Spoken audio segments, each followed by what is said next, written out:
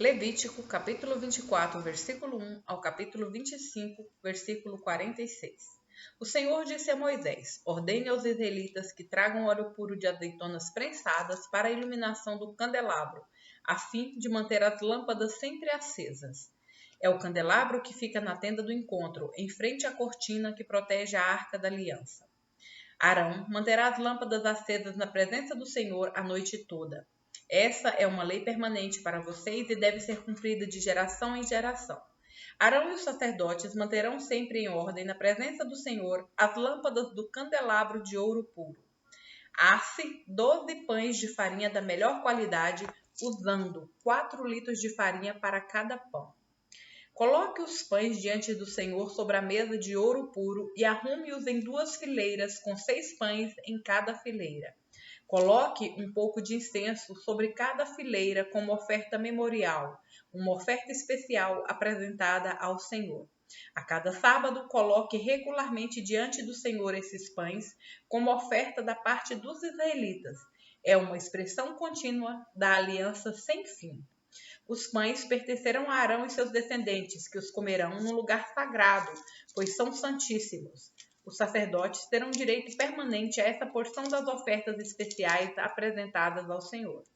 Certo dia, um homem, filho de uma israelita e de um egípcio, saiu de sua tenda e se envolveu numa briga com um dos israelitas. Durante a briga, o filho da israelita blasfemou o nome com uma maldição. Por isso foi levado a Moisés para ser julgado. A mãe dele se chamava Selomite, filha de Dibre, da tribo de Dan. O homem foi mantido preso até ficar clara a vontade do Senhor a respeito de sua situação. Então o Senhor disse a Moisés: leve o blasfemador para fora do acampamento e diga a todos que ouviram a maldição que coloque as mãos sobre a cabeça dele.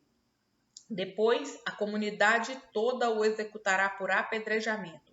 Diga ao povo de Israel: quem amaldiçoar o seu Deus será castigado por causa do seu pecado. Quem blasfemar o nome do Senhor será morto por apedrejamento por toda a comunidade de Israel. Qualquer israelita de nascimento ou estrangeiro entre vocês que blasfemar o nome será morto. Quem tirar a vida de outra pessoa será morto. Quem matar um animal pertencente a outra pessoa a indenizará com um animal vivo. Quem ferir outra pessoa será tratado de acordo com o ferimento que causou, fratura por fratura, olho por olho, dente por dente. O dano que alguém fizer a outra pessoa será feito a ele. Quem matar um animal indenizará seu dono totalmente, mas quem matar uma pessoa será morto. A mesma lei se aplica tanto aos israelitas de nascimento como aos estrangeiros que vivem entre vocês. Eu sou o Senhor, seu Deus. Depois que Moisés transmitiu todas essas instruções aos israelitas, eles levaram o blasfemador para fora do acampamento e o executaram por apedrejamento. Os israelitas fizeram exatamente como o Senhor havia ordenado a Moisés. Quando Moisés estava no Monte Sinai, o Senhor lhe disse: dê as seguintes instruções ao povo de Israel. Quando entrarem na terra que eu lhes dou, a terra deverá observar um sábado para o Senhor a cada 7 anos. Durante 6 anos vocês comerão os campos, vocês semearão os campos, podarão os vinhedos e farão a colheita. Mas no 7º ano a terra terá um ano sabático de descanso absoluto. É o sábado do Senhor. Durante esse ano não semeiem os campos, nem façam a poda dos vinhedos. Não ceifem o que crescer espontaneamente, nem colham as uvas dos vinhedos não podados. A terra terá um ano de descanso absoluto. Coma o que a terra produzir espontaneamente durante seu descanso. Isso se aplica a vocês, a seus filhos, a seus servos e servas, e também aos trabalhadores contratados e aos residentes temporários que vivem no seu meio. Seus rebanhos e todos os animais selvagens de sua terra também poderão comer o que a terra produzir. Contem 7 anos sabáticos, 7 vezes 7 anos, no total de 49 anos. Então, no dia da expiação do ano seguinte, façam soar por toda a terra um toque longo e alto de trombeta. Consagrem esse ano, o 50º ano, como um tempo de proclamar a liberdade por toda a terra para todos os seus habitantes. Será um ano de jubileu para vocês, no qual cada um poderá voltar à terra que pertencia a seus antepassados e regressar a seu próprio clã. O 50º ano será um jubileu para vocês. Neste ano não semearão os campos, nem ceifarão o que crescer espontaneamente, nem colherão as uvas dos vinhedos não podados. Será um ano de jubileu para vocês e deverão mantê-lo santo. Comam o que a terra produzir espontaneamente. No ano do jubileu, cada um poderá retornar à terra que pertencia a seus antepassados. Quando alguém fizer um acordo com o seu próximo para comprar ou vender uma propriedade, não deverá tirar vantagem do outro. Ao comprar um terreno do seu próximo, o preço a ser pago será baseado no número de anos desde o último jubileu. O vendedor estipulará o preço levando em conta os anos que ainda restam de colheitas. Quanto mais colheitas faltarem para o próximo jubileu, mais alto será o preço. Quanto menos anos faltarem, mais baixo será o preço. Afinal, o que ele está vendendo é certo número de colheitas. Mostrem seu temor a Deus, não tirando vantagem um do outro. Eu sou o Senhor, seu Deus. Se quiserem viver seguros na terra, sigam os meus decretos e obedeçam aos meus estatutos. Então a terra produzirá colheitas fartas, vocês comerão até se saciarem e viverão em segurança. Talvez vocês perguntem: o que comeremos no 7º ano, uma vez que não temos permissão de semear nem de colher nesse ano? Podem ter certeza de que no 6º ano eu lhes enviarei a minha bênção, de modo que a terra produzirá o suficiente para 3 anos. No 8º ano, quando semearem seus campos, ainda estarão comendo da colheita farta do 6º ano. De fato, ainda estarão comendo dessa colheita quando fizerem a nova colheita no 9º ano. A terra jamais será vendida em caráter definitivo, pois ela me pertence. Vocês são apenas estrangeiros e arrendatários que trabalham para mim. Sempre que uma propriedade for negociada, o vendedor deverá ter o direito de comprá-la de volta. Se alguém do seu povo empobrecer e for obrigado a vender parte das terras da família, um parente próximo deverá comprar a propriedade de volta para ele. Se não houver qualquer parente próximo para comprar a propriedade, mas a pessoa que a vendeu conseguir dinheiro suficiente para comprá-la de volta, terá o direito de resgatá-la de quem a comprou. Do preço da terra será descontado um valor proporcional ao número de anos até o próximo ano do jubileu. Desse modo, o primeiro dono da propriedade terá condições de retornar à sua terra. Se, contudo, o primeiro dono não tiver condições de comprar de volta a propriedade, ela ficará com o novo dono até o ano do jubileu seguinte. Nesse ano, a propriedade será devolvida aos primeiros donos, a fim de que voltem à terra de sua família. Quem vender uma casa dentro de uma cidade murada terá, por um ano completo, o direito de comprá-la de volta. Durante esse ano, o vendedor poderá resgatar a casa, mas, se não a comprar de volta durante esse ano, a venda da casa dentro da cidade murada não poderá ser revertida. A casa se tornará propriedade permanente do comprador. Não será devolvida ao primeiro dono no ano do jubileu. Já uma casa, num povoado, num assentamento sem muro ao redor, será considerada uma propriedade rural. Poderá ser comprada de volta a qualquer momento e será devolvida ao primeiro proprietário no ano do jubileu. Os levitas sempre terão o direito de comprar de volta uma casa que tiverem vendido dentro das cidades reservadas para eles. Qualquer propriedade vendida pelos levitas, ou seja, todas as casas dentro das cidades deles, será devolvida no ano do jubileu. Afinal, essas casas são suas únicas propriedades em todo Israel. As pastagens em volta das cidades dos levitas não serão vendidas. São propriedades permanentes deles.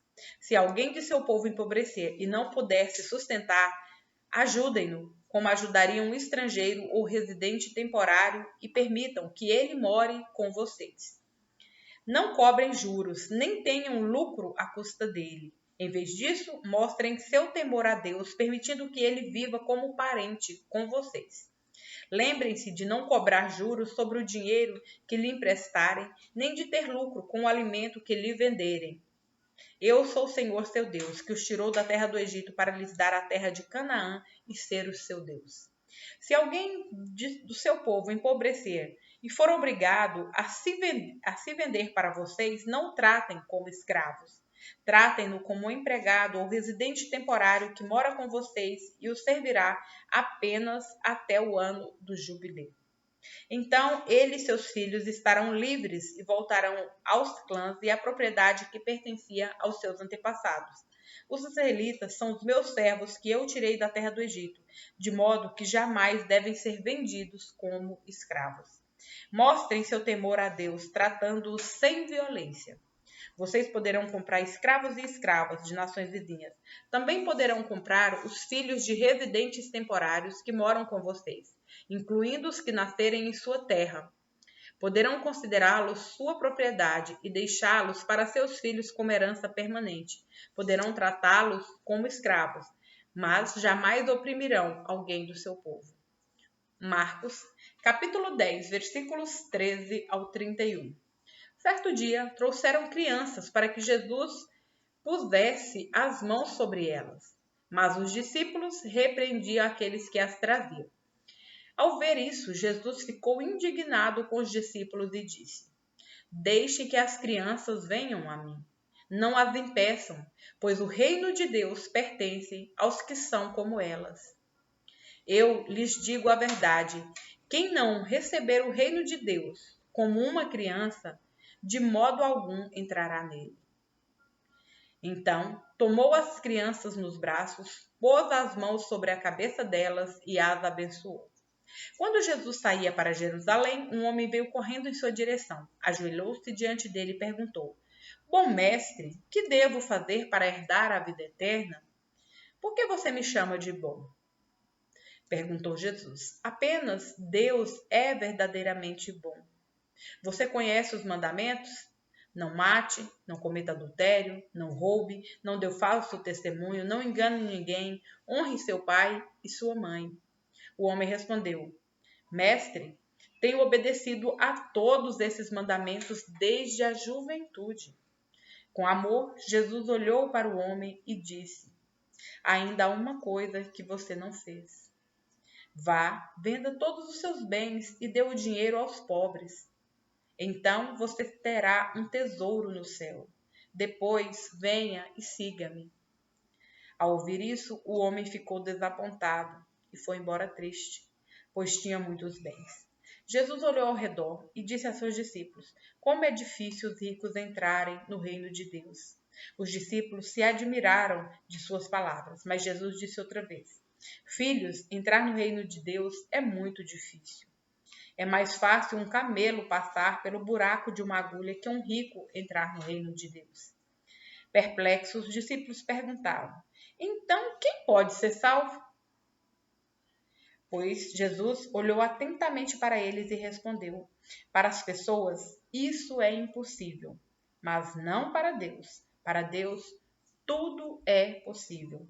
Então Pedro começou a falar: Deixamos tudo para seguir.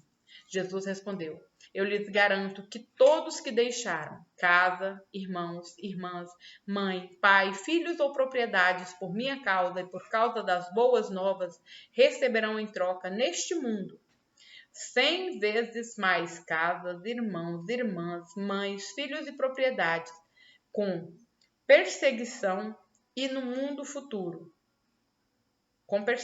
E no mundo futuro terão a vida eterna. Contudo, muitos primeiros serão os últimos, e muitos últimos serão os primeiros. Salmos 40, capítulo 44, versículos 9 ao 26. Agora, porém, tu nos rejeitastes e nos envergonhastes. Já não conduzes nossos exércitos para as batalhas. Tu nos fazes bater em retirada diante de nossos inimigos e permites que sejamos saqueados por aqueles que nos rodeiam. Entregaste-nos como ovelhas para o matadouro e espalhaste-nos entre as nações. Vendeste teu povo precioso por uma ninharia e não tiveste lucro com a venda. Permitiste que as nações vizinhas zombassem de nós. Somos objeto de desprezo e ridículo para os que nos rodeiam. Fizeste de nós motivo de riso entre as nações. Com desdém, balançam a cabeça para nós. Não há como escapar da humilhação constante. Temos o rosto coberto de vergonha. Não ouvimos outra coisa, senão os insultos dos que zombam de nós. Não vemos outra coisa, senão os inimigos que desejam vingança. Tudo isso aconteceu sem que nos esquecêssemos de ti, sem que fôssemos infiéis à tua aliança. Nosso coração não te abandonou, não desviamos os pés de teu caminho. Tu, porém, nos esmagaste no deserto onde vivem os chacais, e nos cobristes de escuridão e morte. Se tivéssemos nos esquecidos do monte do nosso Deus, ou estendido as mãos em oração a deuses estrangeiros, Deus com certeza saberia, pois ele conhece os segredos de cada coração. Mas, por causa de ti, enfrentamos a morte todos os dias. Somos como ovelhas levadas para o matadouro. Desperta, Senhor. Por que dormes? Levanta-te, não nos rejeites para sempre. Por que escondes o rosto de nós? Por que te esqueces de nosso sofrimento e opressão?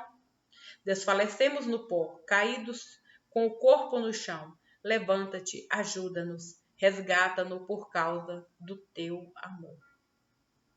Provérbios capítulo 10, versículos 20 ao 21. As palavras do justo são como a fina prata. O coração do perverso não tem valor algum. As palavras do justo dão ânimo a muitos, mas os insensatos são destruídos por falta de juízo.